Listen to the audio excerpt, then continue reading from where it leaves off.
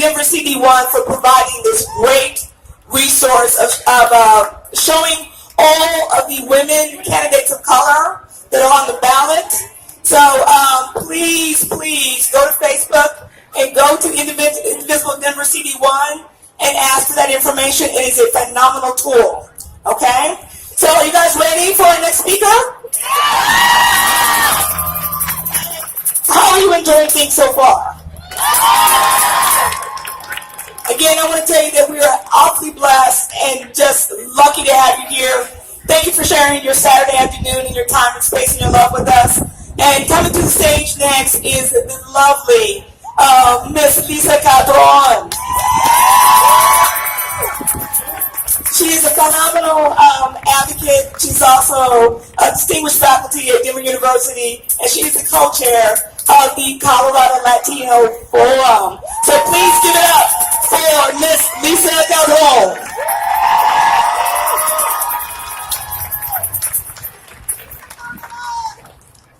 Right on. So glad to be with you all today. I need this. And I need this for a couple of reasons. First of all, I need to correct, I'm with Regis University, so they would want me to put that out there. Proud faculty member teaching criminal justice and sociology. But I also need this because actually I just got done doing a radio talk show and talking about the Brett Kavanaugh hearing and of course, that's what I wanted to talk about, was around women's rights. And one of the first questions I got coming out of the gate was on my attractiveness and how often men hit on me. And when I talked about women in politics, I said, well, I want you to be sure to ask all of the men that you interview about their attractiveness and how often they hit on me. But this is also important to me because this has been over 30 years in the making. Because over 30 years ago, I sat in the emergency room of the downtown hospital here after I had just been assaulted by my partner. And I sat in that emergency room alone with all of the tapes playing in my head that I deserved the beating, that there must have been something that I had done to cause him to harm me.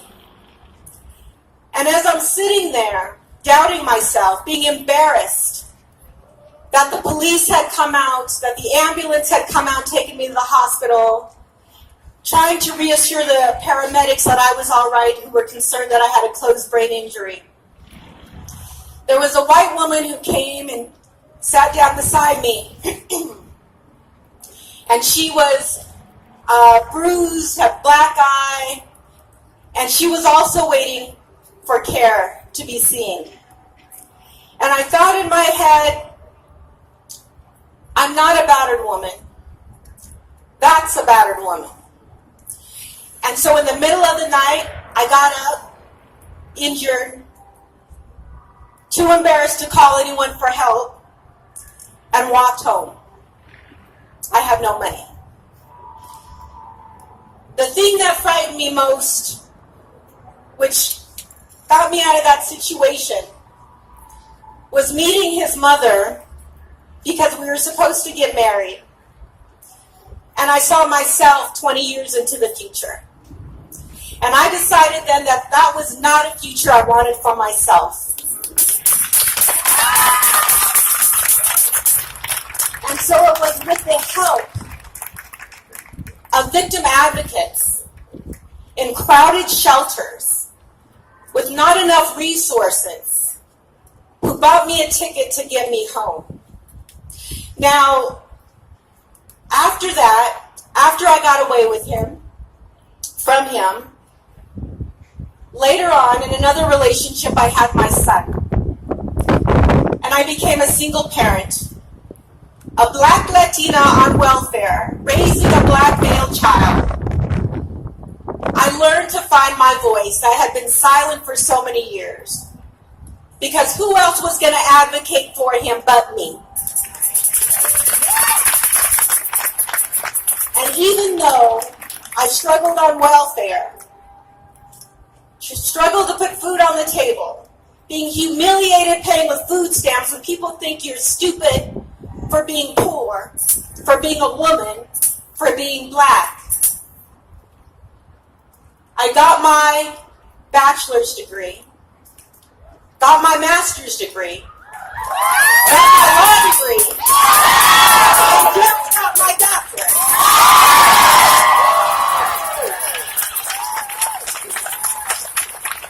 We know that black women are the most educated group.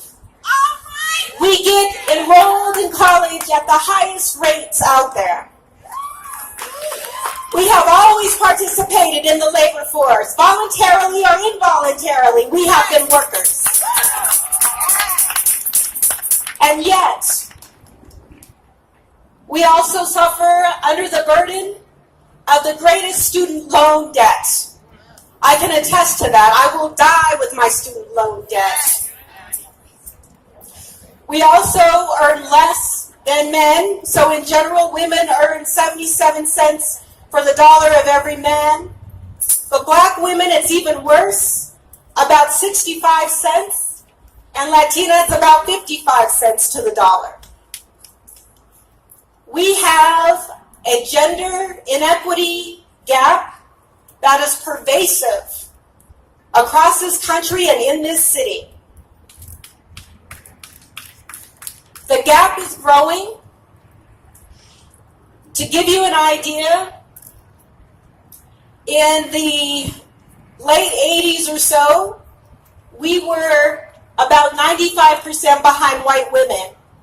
That has dramatically shifted. So while we can all stand together and say we're all women, we must also be aware of the inequities among women of color and white women. And it's even worse for women of color with disabilities. They can face a pay gap as great as 14 to 18% depending on the type of disability that they have. So even though this city, our politicians are bragging about the great economic boom that we are having, it is not reaching black women.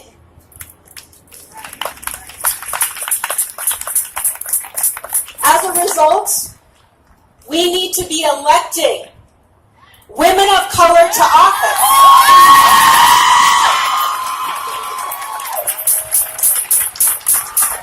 I was asked in my interview today, well, how come you don't get behind so-and-so for office as a good man? And I said, this is not about good men. This is about women speaking in our own voices, representing our own issues.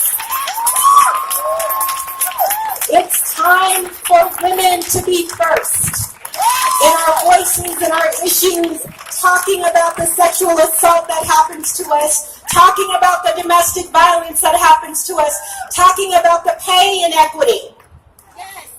I look forward to a day that we have in Denver where we can actually look toward the women heading agencies so that we don't have to explain why sending sexting texts is sexual harassment.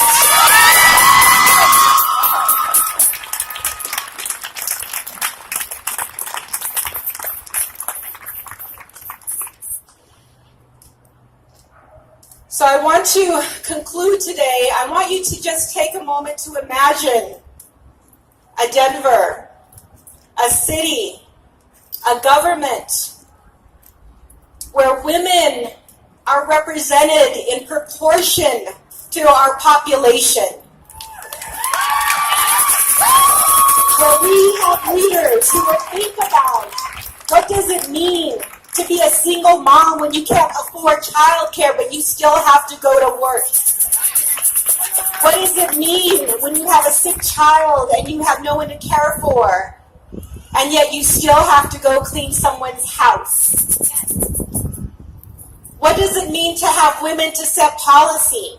What would it mean to have a gender-responsive approach to policy making, a trauma-informed approach, so that we're not asking subjective to ridiculous decision leaders who say, well, do you believe her?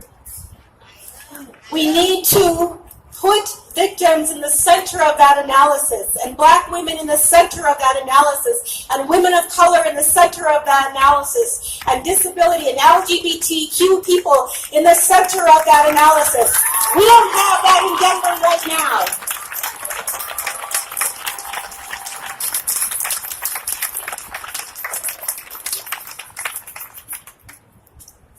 We need to elect women of color who will promote an agenda that reduces disparities and recenters the margins, to bring the women who have been pushed to the outside because you're too loud, you're too critical, you aren't grateful for when someone throws you crumbs.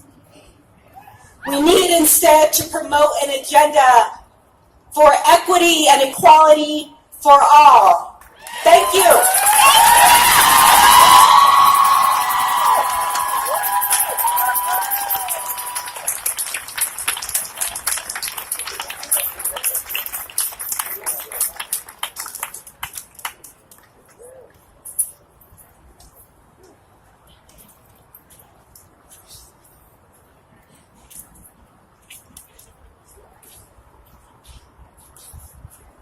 Let's give it up again for Miss Lisa Calderon. And pardon my faux pas, I should say Dr. Lisa Calderon from Regis University. Thank you so much. We appreciate you. Before we continue with our next speaker, I want to take a moment to recognize a few people. First, I want to start by recognizing all Black and brown female candidates of color. Please raise your hands.